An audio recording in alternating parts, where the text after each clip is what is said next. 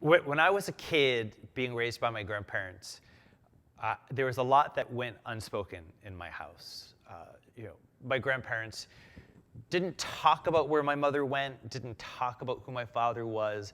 It was just suddenly this new reality that I was living with my maternal grandparents, and they were now going to be raising me.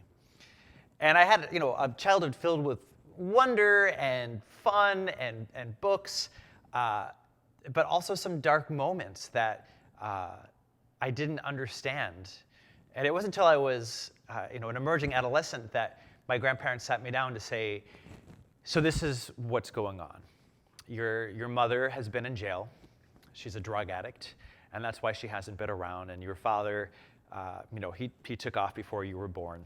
I started thinking about writing this book when I was in my early 20s. I wasn't ready to write it, and I needed more perspective.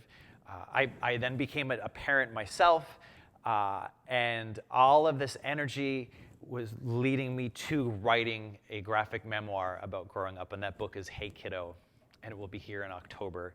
And it's wild to think that it's coming in this calendar year because I have been thinking about this book more or less for half of my life. The story is told from the perspective of my teenage self as he's dealing with his relationship with his mother and her drug addictions and his grandparents' alcoholism, and then meeting, I met my father when I was 17. I hope that kids who are living through a similar situation will also feel empowered. If they feel shame, I hope they can learn from this book that it's not their fault, and they can rise above it. They have the power to grow up and become the adults they want to be and carve their own path in life.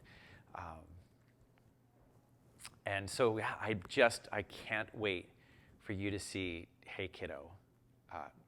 It's coming out soon.